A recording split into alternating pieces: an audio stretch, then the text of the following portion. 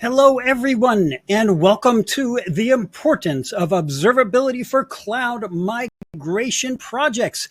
Today's webinar is sponsored by NetApp and Amazon Web Services and produced by Actual Tech Media. Speaking of Actual Tech Media, hey, I am with Actual Tech Media. My name is Keith Ward, and I am thrilled to be your moderator for this special event. I am coming to you from Maryland, where for the first time in about 10 years, it is not boiling hot. We had the weather break last night. I hope it is not so hot where you are as well. Anyway, on to some housekeeping items that I need to cover for you today. And the first one is we want your questions. Just put them in the questions box in the webinar control panel that you should see there on your right. At the end of the presentation, our experts are going to go over some of the top questions that you ask, so keep them coming throughout the event. Now, that Q&A panel is also the place to let us know about any technical issues that you might be experiencing. So if you can't hear something or see something, just give your browser a quick refresh or two. Sometimes it takes a couple of times, and that should clear everything up. If that does not work, let us know in the Q&A, and we will provide further technical assistance from our crew behind the scenes. Okay, next, head over to that handout section. That is right next to the questions tab there, and grab some of the great resources that you will find there. I'd especially like to call your attention to 3 NetApp downloads today. They include a link for a free demo, a Cloud Insights product page, and a solution brief. Get them while they're hot. You will also find in that handout section a link to the ATM Decisions Group, which is a panel of IT decision makers that you can apply to join to participate in some more in-depth events and other opportunities. You will also find a link to the ATM Events Center, which has our calendar of more scintillating upcoming events just like this one. Okay, and at the end of this webinar event, we're going to make one of you $250 richer courtesy of an Amazon gift card. Now, you do have to be in attendance during the live event to qualify for the prize. The official terms and conditions of today's prize drawing can be found in the handout section. Scroll to the bottom and you'll find the link with all the super boring legalistic details right there. So if you're looking for something to put you to sleep, that is the place to go.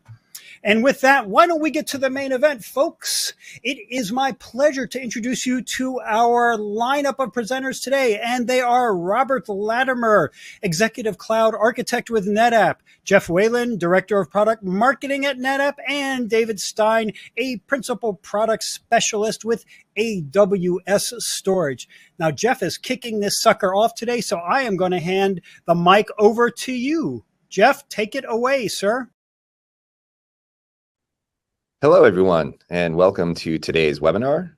Today, we'll be talking about the importance of observability in cloud migrations.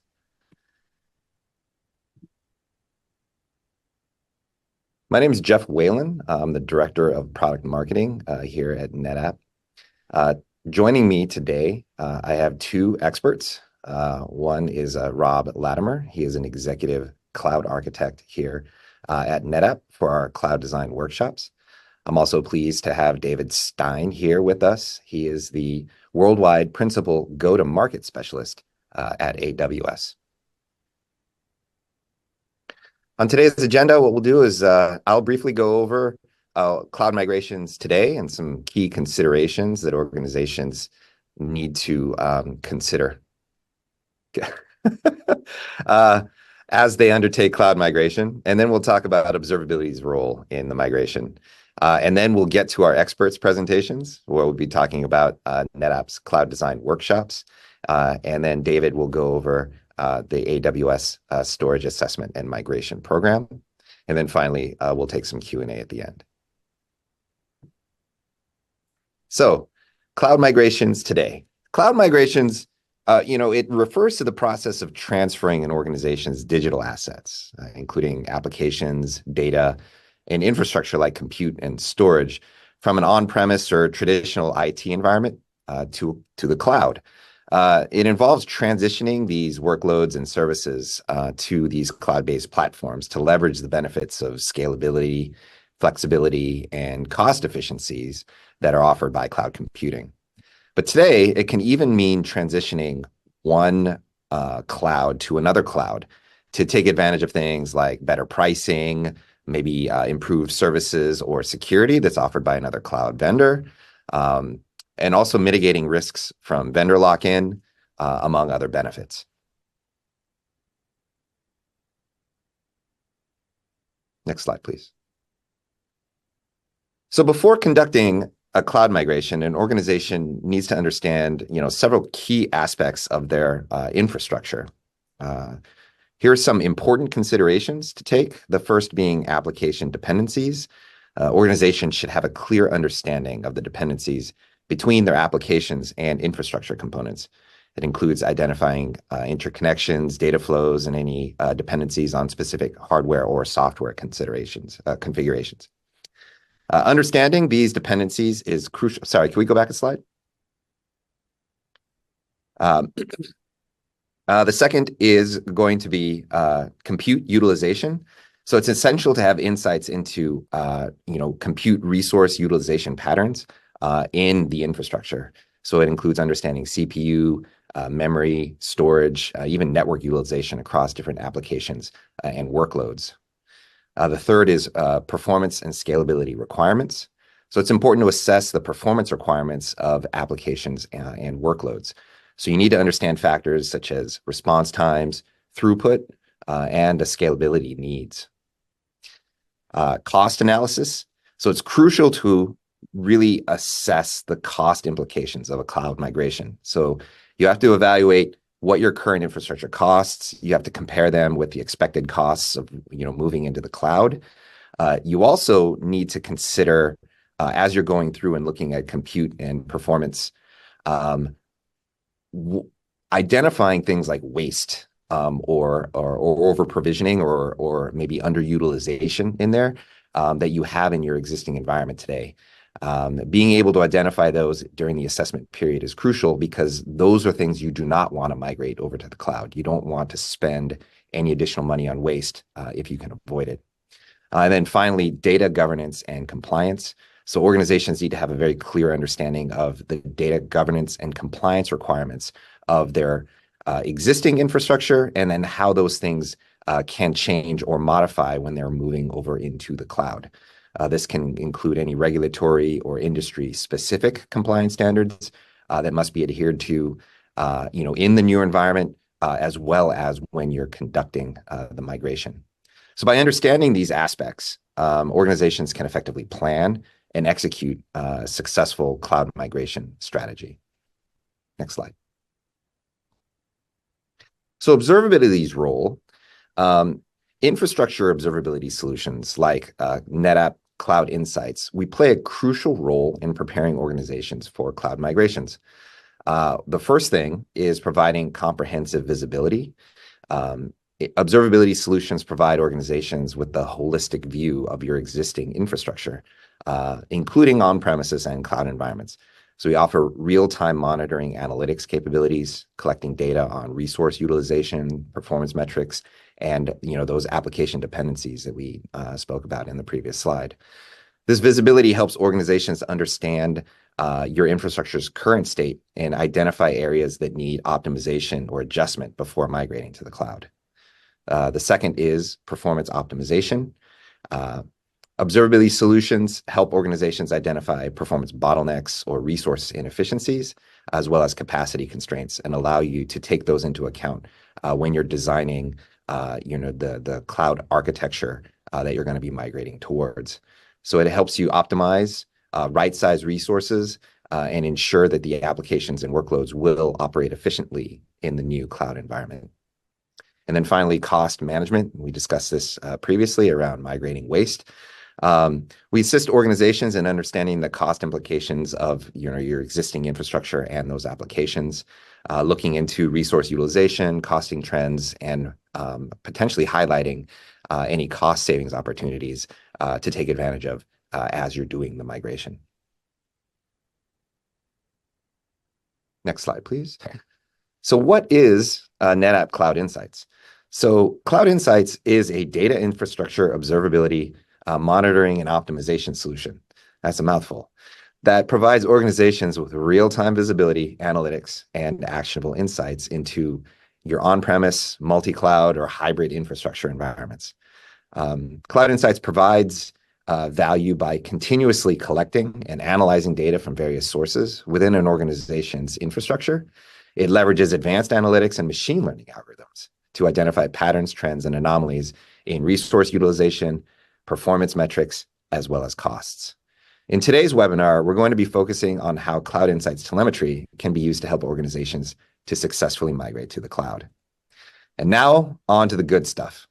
I'm going to pass it over to Rob, and he's going to walk us through a NetApp Cloud Design workshop. Excellent. Thank you, Jeff. Welcome, everyone. My name is Rob Latimer. I'm an executive architect on our service design team. I've been with NetApp for 10 years out of my 30 years in the IT industry. And I'm going to talk about this methodology, which we developed around 2014. Since that time, we have delivered almost 3,000 of these workshops worldwide. We do these at no charge in a pre-sales environment for qualified customers. And I'm going to dive into the methodology with a focus on migrations. So next slide, please. So I'm going to go with each one of these bubbles from left to right. We'll start with the blue one. We do use Cloud Insights in every workshop that we do. We collect data for a minimum of 14 days, preferably over a hot period, like month end, last week of one month, first week of the next month. And the idea is we want to capture the empirical workloads, heterogeneous workloads. It doesn't have to reside on NetApp. But that is the foundation for any sort of migration planning to understand what sort of workload requirements do your applications have in the source on premises. The green bubble is related to cost. So in every workshop, we do cost modeling. Sometimes it's just laying the foundation for how much the data services are costing to deliver on premises today, because that sets the foundation in comparison to a public cloud offering. The yellow bubble is about automation and operational efficiencies. Here we're trying to help our customers improve their capability and maturity in delivering their data services. And that, of course, would lead to the red bubble, which is recommendations. Actionable recommendations related to things like automation or orchestration, or in this case, the focus on migration to the cloud. Next slide, please. So this is a journey that a customer might go on, and our focus is up here on the front end of that journey. The Cloud Design Workshop is kind of an umbrella for a variety of things that we do. We can do a full-blown thing that has a focus on-prem initially and then branch out to the cloud. We also do versions that are specifically focused on one particular hyperscaler. Say, for example, the customer has a known workload on premises that they want to move to AWS. And we can narrow down and focus the performance analysis on that workload and what it would take to land it on that particular AWS platform. The box on the right side shows a modular approach. So we have storage and VM and compute. We do that pretty much every single time. We do storage every time. We do compute probably 90+% of the time. And data protection, we often do around maybe 25 to 30% of the time. And the reason we separate data protection, it can get a little bit hairy depending on the customer's maturity around documentation, retention policies, and things of that nature. You also see mention of AI there. We are building a version of our workshop or a module related to AI and its burgeoning importance in our customer environments. Next slide, please. So what's the metric that we look at? So we use Cloud Insights to measure both the performance and the capacity for every single NAS volume or block LUN in the environment. And we do provide the customer with a detailed Excel document that has a line item for every single volume or LUN that we've analyzed in the workshop. That brings us to the metrics. What do we call those metrics? We have IO density, which is IOPS per terabyte. In this case, it's listed as terabyte, and that is the actual measurement, but I'm going to use terabyte and gigabyte interchangeably with terabyte and gigabyte. We also measure throughput because on-prem, that's going to translate. If we go to the cloud, many of the cloud providers, their service offerings are based on throughput. And so it's important for us to capture both IO density, IOPS per terabyte, and throughput in megabytes per second per terabyte. Next slide, please. So this is an actual customer output from that Excel document that I was mentioning. So depending on what we have as our source data, we may build one or more of these pie charts, the pie chart by vendor, for example, or a pie chart by physical location or geography, data center, whatever sort of slicing and dicing the customer wants us to do.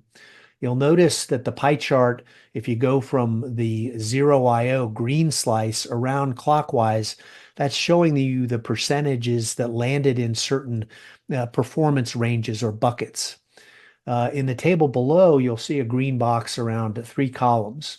And that's indicative of how we're capturing a range of throughput as well as a range of IO density. So as you go down the table from top to bottom, you're going from volumes. In this particular case, there were 91 volumes that had no IO going to them over the collection period.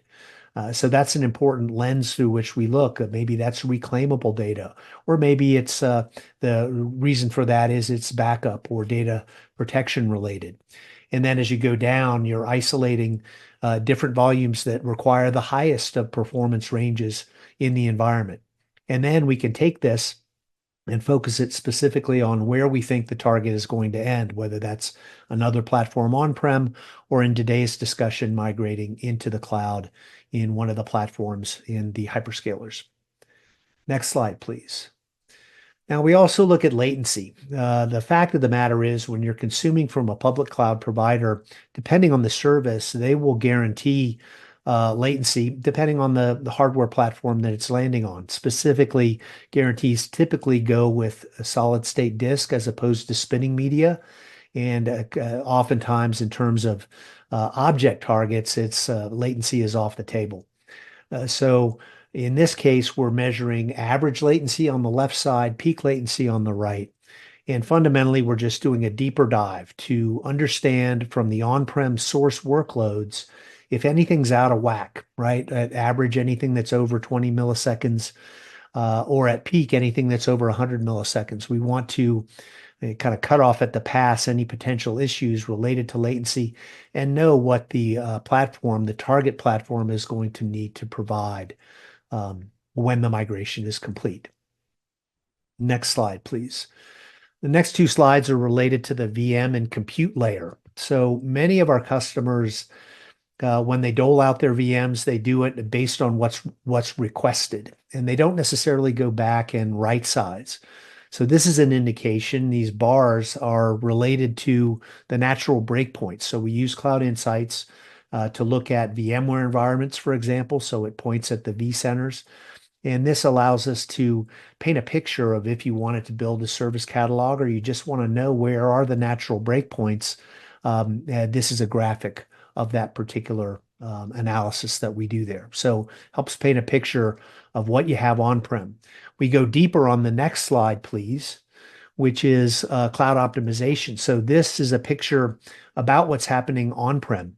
You've got 3 bar charts at the top that indicate relative underutilization or overutilization of the assets, both for CPU usage as well as memory. And this is going to be critical when you go to the cloud. Now, the scattergram in the lower right corner has lots of information there. In this customer example, each one of those dots is representative of a single VM in the environment. And so in the lower left corner, you see a box labeled optimization opportunities. This is where we're looking for resources that may have been, maybe you doled it out as a 2x8 VM and it's actually running as a 1x2. So potentially you might be able to reclaim some of those resources. In the red box, you've got a situation where those resources are running hot, the ones that are pegged along the far right axis. Those will need to be made bigger when you put it into the cloud. And the green box in the middle is kind of living in that place where you're getting a good amount of utilization. And in this particular customer case, that's a healthy amount of all the dots on the diagram. Behind this, we have, like I said, a very detailed Excel document that we'll provide at the tail end of the workshop for the customer that actually has a listing of every single VM in the environment. And customers can filter that output in a way that they can line it up with whatever migration phases they might be planning, or specific applications or locations or um, geographies that they might prioritize as they're planning their migrations.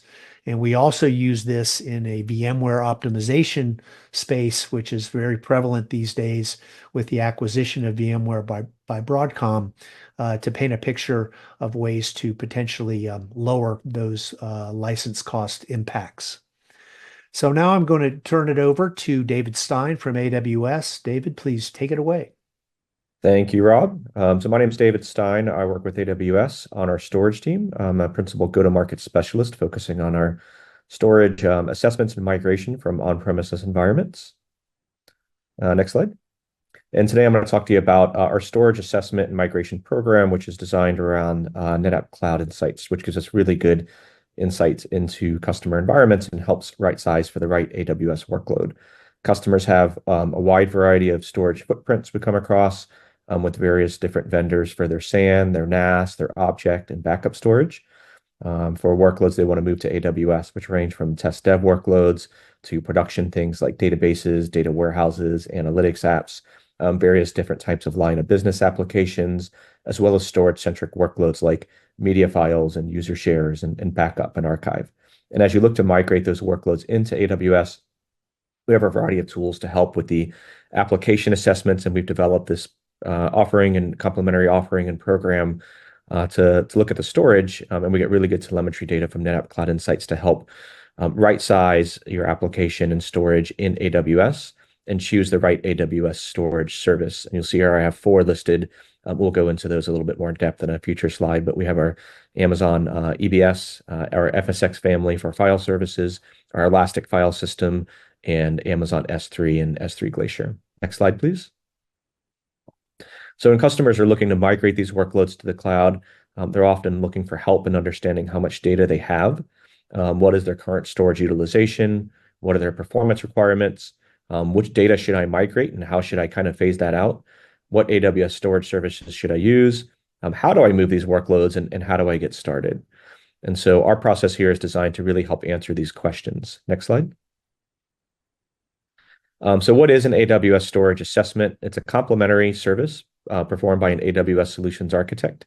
What we do is we leverage NetApp Cloud Insights to help collect telemetry data around performance and capacity, some of the same things that Rob was just talking to you about. And if you run that in your environment, or if you already have NetApp Cloud Insights installed and you could send some data to us, we'll receive these data-driven mappings of your on-premises file, block, object. It could be from the SAN, NAS, or object storage array directly, or maybe from a file server VM that's doing NFS or SMB. And we'll run that through our analyzer on the back end to help report out a business case for what is the right AWS service and what's the annual cost to host those on AWS. We'll also do things like look at different performance profiles to make sure we're right size, similar to what Rob was mentioning. We'll identify inactive storage that can be archived off of your primary storage and stored on something like S3 or Glacier. And we'll provide a detailed output at a server VM volume and LUN level to help expedite that migration planning so that you're able to run a successful POC and migrate that over. Next slide, please. So what are the stages of an assessment? Again, this is complementary. You get started by engaging AWS, either through your AWS account team or an AWS consulting partner that you may be working with, or you can email us directly. I'll provide some contact information here shortly.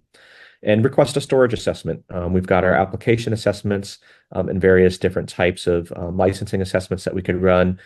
Just specify that, hey, you'd like to run a storage assessment on your on-premises storage and build that cost model to move to AWS. We'll run the data collection tool. We'll install NetApp Cloud Insights, run the tool from a 7 to 30-day period. We'll look at your SAN arrays, your NAS arrays, your object arrays. We can cover almost all vendors that you have. Or possible file VMs like your Windows or Linux file servers. We'll also look up different backup devices, We'll collect that capacity and performance data. We'll run it through our storage analyzer in the back end and help build out that cost analysis. And so that'll help you with your capacity plannings, choosing the right AWS storage service, what is the right tiers you should use in that AWS service. Our services have different tiers of HDD, SSD, intelligent tiering built in. We'll help kind of figure that out, and we'll give that cost optimization. We'll also identify some of that cold data that you could archive as well, and we'll present that business case to you and your team. Next slide, please. So our AWS storage portfolio, I'm not going to spend a lot of time going into these, but we've got three broad categories of block, object, and file. So for all of your block data, like your databases and application servers that are sitting on SAN arrays today, when you move that over, we have two block offerings to consider. If you're familiar with AWS at least a little bit, you've surely heard of Amazon EBS. It's our core block offering, which is really fast, really performant, different tiers of HDD and SSD. And we see customers using that for SQL databases, NoSQL databases, Kafka, Splunk, Hadoop, big data type applications, data warehouses, really all kind of broad applications. For customers that are coming from on-premises NAS arrays, especially from NetApp, or maybe you've got some Dell arrays, and you rely on certain feature sets that come with enterprise type storage, like being able to do replication and cloning. You want multi-AZ configurations, storage efficiencies like data dedupe. We have a block offering. You can do iSCSI through Amazon FSx for NetApp ONTAP, or just recently we announced NVMe support. And we see customers use this for MySQL, MS SQL workloads, especially where you have clustering, SAP workloads, Oracle, VMware migrations. There's all kinds of different use cases, but it's a very popular block offering that gives you some of those enterprise features you might be used to on your on-premises NetApp or Dell type arrays. We have Object for S3 and Glacier for data lakes and web and mobile apps, backups, archives. And then the file side, we have our FSx family. You heard me talk about FSx for NetApp ONTAP. That's also one of our main FSx services for file storage as well. So NFS and SMB. We have three other FSx offerings as well. We'll kind of help think about what is the right one to use there. But we see this for, in addition to applications, things like user shares, media files, archive, maybe a high performance HPC analytic apps or AI ML. For customers that are starting to migrate a lot of data stored in different types of file shares in their environment that they want to be able to run some AI on top of. We also have our Amazon Elastic File System, which is a cloud native. We have whole sessions you can look on YouTube, which kind of go into when to choose what. But our process here is really designed for us to take this telemetry data that we collect from Cloud Insights, and we'll help make the recommendation on what is the right service. Next slide, please. So the deliverables that we have, I have two slides here. This one is just really kind of the raw export file that shows the type of data we're collecting at a volume level, how much capacity is used versus provisioned. We'll help identify inefficient space and how to right size in the cloud. And on AWS, we'll make sure we pick the right level of performance profile. If you're using something like FSx for NetApp ONTAP, you'll provision a certain amount of throughput and maybe IOPS. We'll help kind of figure out what that is. Obviously, when you move to AWS, you have the benefit of being able to right size smaller, so you're not wasting a lot of capacity, and you can kind of grow that as you go and adjust your performance and throughput as you go too. And we'll be able to help point that to you the right recommendations there with that detailed Excel export and mappings to AWS services. Next slide, please. Then we'll deliver a business case. You can see there's three slides here. There's a lot more that will go into a presentation, but we'll provide a TCO summary that shows the various different levels of AWS services recommended. In this case, you can see that it's a mix of EBS and Amazon FSx for NetApp ONTAP with a total. We'll start to break that down by storage type. So in this case, on the second slide in the middle, we look at your file and your NAS storage. We look at, it looks like 1, 2, 3, 4, 6, 7 different arrays in this example. We'll look at the number of volumes in those arrays, what the used versus provision capacity is, the recommended amounts of throughput and capacity on AWS. And then lastly, we'll break down the individual configurations. So you could see, in this case, a lot of the file storage can be moved to FSx for NetApp ONTAP. I mentioned earlier, you could take advantage of smaller capacities, grow as you go, as well as leverage intelligent tiering. So something like FSx for NetApp ONTAP, you could put a very small amount of SSD storage. We'll handle the intelligent tiering to a capacity pool tier in the back end. So that's all automated for you. And we'll have the recommended throughput there as well. And we'll have a cost breakdown of what that looks like on a monthly and annual basis. So we'll provide all these slides to you and present it to you and your team and leave this behind. Next slide, please. So how do you get started? You can contact your AWS account team, as I mentioned earlier. If you have regular contact with them and you know who that is, if you're working with an AWS consulting partner, you can reach out to them and request that they reach out to us to do a storage assessment. Many of them are familiar with it. If not, they can contact our migration evaluator team. Either you or them can contact us through that email address, migration-assessment@amazon.com, and just specifically request an AWS storage assessment with Cloud Insights. We'll get the process started on our end and help install the tool and run it through. So we'll help you install the Cloud Insights agent. We'll do the free collection of the data. You could also learn more about you can even purchase NetApp Cloud Insights. We could just use a free trial for up to 30 days, but obviously there's a lot of value that we've been talking about in this entire session that you can get from running NetApp Cloud Insights. So if you've already purchased a license, great. If you want to purchase it, you can do it through the AWS Marketplace. And you can do a pay-go model where you do it monthly, or you could do an annual subscription.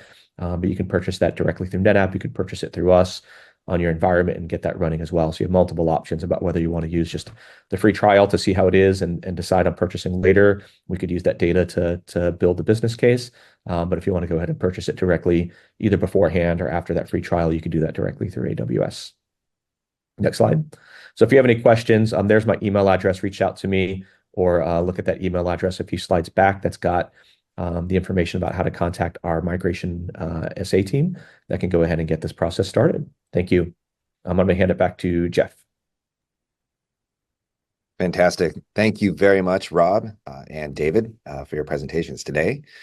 So I just will summarize today's webinar. So just real quickly, why NetApp Cloud Insights? One of the great things, is a third-party validation. And understanding how the market is looking at Cloud Insights as a solution. 2023 GigaOM Radar for Cloud Observability has rated Cloud Insights as a leader. It's something that we're very proud of and we continue to work with. And we're also trusted by many of the world's leading organizations that are using Cloud Insights, not only for the purpose that we discussed here in the webinar around cloud migrations, but also for infrastructure observability for monitoring and troubleshooting very complex hybrid IT infrastructure environments. Next slide, please. Some summary and some key takeaways. So observability tools are very useful in terms of helping you to assess where you are today and where you want to go for cloud migrations. Very strong correlation between understanding what your storage utilization is and the expected performance that you're going to get, when you do the migration moving over. The TCO analysis, again, very critical. We had talked about this before. Understanding where you are, understanding how you're utilizing the existing resources that you have, making sure that you're not moving waste over as you're part of your cloud migration in order to, achieve your cost efficiency and performance metrics. And there's no need to go it alone. There's a lot of partners out there to help you. NetApp and AWS are here to partner together with you in order to facilitate very successful cloud migration projects. For next steps, if you're interested in learning more about Cloud Insights, you can reach out to us on our website and request a personal demo. We'll walk you through Cloud Insights and get you set up with a free trial as well. At the end of it, if there's a good fit between what you're looking for and what Cloud Insights can provide. If you're looking, or if you're planning or undertaking a cloud migration project, please consider an assessment. Reach out to us here at NetApp or reach out to David and the team over at AWS. We'd be happy to help you get and plan and move your project along. And then finally, you can find Cloud Insights on the AWS Marketplace. As David mentioned, many options there, but you can purchase directly through AWS if you are an AWS customer today. All right, so that brings us to Q&A. I'm going to ask our speakers, my fellow speakers, to come off of mute, and I'll go ahead and read some of the questions that we've got submitted here. The first one that I see here is, what is the process to get Cloud Insights integrated before providing all of the metrics and the assessment? Rob, would you like to take that one? Absolutely, Jeff. Thank you. Okay, so it's a well-defined process on our end. We do provide, before any workshop or any sort of planning for a migration would happen, we do an overview meeting with the customer. And during that overview, we would understand their business requirements and get a feel for what might be in scope. We would agree on which modules we might do in a workshop. And if they haven't had any exposure to Cloud Insights, during that meeting, we would review a couple documents that we would provide to the customer, a site survey, a Q&A document, or FAQ document, I should say, about Cloud Insights installation, and then some details about the VM or VMs that the customer would need to stand up in their environment to act as a data aggregator while Cloud Insights is collecting data. Once we get that site survey back, we hand it over to our Global Services Solutions Center, and they would communicate with the customer for 2 meetings, a 30-minute meeting to review the site survey and ensure that the VM or VMs have been stood up, and then a follow-on meeting to remotely install the Cloud Insights software. That usually takes about 60 minutes. Once we collect for that 14 to 30-day window, it usually takes us a couple days to kind of turn the analysis, and then depending on what other modules or depth of the workshop that we might be delivering for the customer, then there could be some working sessions, or we may just read it back on the front end of the migration planning in about a 2-hour session. But that's the process, Jeff, that we would go through. It starts with a site survey, and we go from there. Thank you very much, Rob. That's a very comprehensive process, but it sounds like we're taking into consideration making sure that the customer feels comfortable, understanding what their environment looks like and what our recommendations are, and understanding each step along the way. So a good example of wonderful partnership. Second question I see here is, so how long does the process take to perform an AWS storage assessment end to end? David, do you mind taking that one? Sure. Yeah. So fairly similar timeframes. It just depends on how long you run the collector tool. The process typically takes about 30 days. It's just a few days for us to set up at the initial meeting, get the NetApp Cloud Insights installed if it's not installed already. From there, we can collect the data, just over a few days, up to 30 days. Typically, we recommend at least 7 to 30 days. The longer you can run the tool, the better. It really does give us the best insight if we could run it for a long period of time to make sure we're collecting all the processes that might happen in a month, like end of month reporting or beginning of the month reporting or whatever type of monthly reports you may have. Running it for at least 7 days will give us at least all the capacity information and some performance data. But if you could run it for 30 days, that'll give us the best data to help make sure that we're sizing for the right amount of throughput and IOPS, the right amount of SSD versus non-SSD type storage. So if you end up running it for, let's say, 30 days, you have a couple days to kick off at the beginning. Once we get the data back, we'll run it through in about 5 business days and present it back to you. So really, we're looking at about maybe a 35-day turnaround at that point if you're able to run the collector agent for a full 30 days. Fantastic. Thank you very much, David. So yeah, it sounds like there's a little bit of setup, and then the collection period takes a full 30 days to get that critical mass of information to be able to make the proper recommendations, and then a couple of days to just walk through the customer, the report and the insights, and then make decisions on where to go next. Third question here. Let's take a look. So can Cloud Insights provide observability for workloads hosted in other cloud platforms aside from AWS? And what types of workloads does it provide observability for? So I'll happy to take that question. So one of the big benefits of Cloud Insights is that we're vendor agnostic. Like, we are a NetApp solution, but we understand that not all customers are NetApp only customers. And so there's a number of different storage and compute and cloud vendors out there. And today, in terms of like being able to mitigate risk, or buying the right solution for the right workload or the right project, you might have a pretty disparate multi-vendor solution out there. So we do collect telemetry from different storage vendors, not only NetApp, but also vendors like Dell EMC or HP. We provide telemetry across all major public cloud providers, as well as virtualized resources across all of the major hypervisors that are out there. Cloud Insights can also provide telemetry among many open source and commercially licensed databases. Cloud Insights does bring the benefit of bringing all of that information together into a single pane of glass. So you don't have to have 5 or 6 different tools where you're collecting information and manually correlating that yourself. Cloud Insights will actually bring all of that stuff together so you can manage, monitor, and troubleshoot your infrastructure from a single place. I think that's all the time we have today for questions. If you have any additional questions, please feel free to email either the speakers or come visit us, at AWS or at netapp.com, Cloud Insights, and we'd be happy to take those questions and continue the conversation.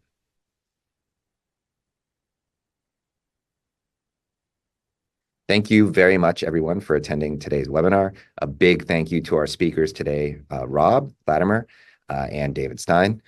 And we're looking forward to continuing this conversation with you. And good luck with your cloud migrations. May they all be successful. Thanks, everyone.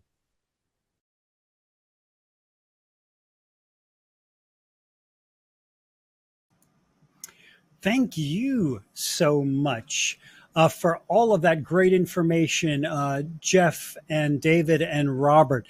Boy, cloud migration is fraught these days. There's just no doubt about it. And it's something that everybody pretty much has to do. So this kind of information is so useful and valuable to all of us. So I want to thank you for that fantastic presentation today. So much great information and knowledge. I feel much more informed, and that's why we're all on here, isn't it? So thanks again for that. And now as we're wrapping up, I have one more piece of business to take care of, and that is the Amazon gift card prize drawing, a $250 card, as I said at the beginning. And we do have a winner for today, and that winner is Rick Ducey from Virginia. Congratulations to you, Rick. We will be in touch with you ASAP to get you your card. And with that, folks, on behalf of the Actual Tech Media team, we are wrapped. I want to thank NetApp and Amazon Web Services for making this event possible. Thanks to you attendees, as always, for being here, for your great questions, for spending part of your day with us. It was a real pleasure, and I can't wait to see you in the next one. That's everything for today, folks. I am out of here. Have a great rest of your day.